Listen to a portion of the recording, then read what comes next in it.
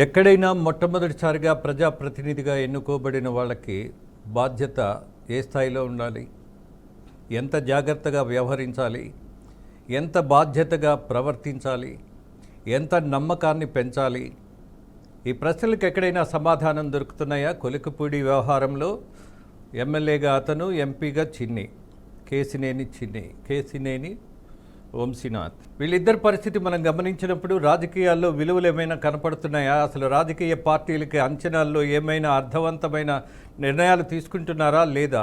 ఎవరికి పడితే వాళ్ళకి టికెట్ ఇచ్చానా అన్నటువంటి పరిస్థితిలో ఇవాళ చంద్రబాబు నాయుడు ఒక డిఫెన్స్లో పడిపోయారు. యువకులను ప్రోత్సహిస్తే వస్తున్నటువంటి ఫలితాలు ఏంటి అని ఆయన పునరాలోచనలో పడ్డారు. మంచిదే, పునరాలోచన చేయడం అనేది, అలాగే రెనైజాన్స్, ఒక పునర్విమర్శ చేసుకోవడం అనేది ఖచ్చితమైనటువంటి ఒక వ్యవహారం, ఒక పద్ధతి. బట్ చంద్రబాబు నాయుడు లాంటి సీనియర్ నాయకుడు టికెట్స్ ఇవ్వబోయే ముందు ఆయన ఆచితూచి నిర్ణయాలు తీసుకునేటటువంటి తత్వం, మరి ఆ తత్వం ఇప్పుడు ఏమైపోయింది? ఏదో ఒక సెంటిమెంట్కి లొంగిపోయిందా?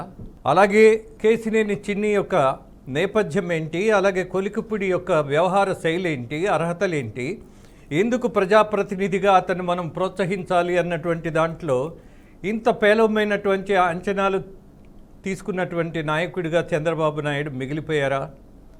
పరిస్థితి గమనించినప్పుడు ఆయన అంచనాలు పూర్తిగా ఫెయిల్ అవుతున్నటువంటి పరిస్థితి కనపడుతోంది.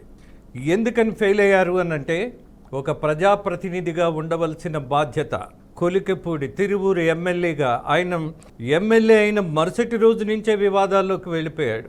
ఒక వ్యతిరేకతను పెంచుకున్నాడు, ఒక సంయమనాన్ని కోల్పోయాడు, ఒక సహనాన్ని పాటించినటువంటి పరిస్థితిలో ఆయనకు వచ్చిన ఇబ్బంది ఏంటో అర్థం కాలేదు. కానీ బట్ పార్టీని వ్యతిరేకిస్తే నేను హీరోనేమో అన్నటువంటి భావన ఆయనకు ఉన్నదేమో.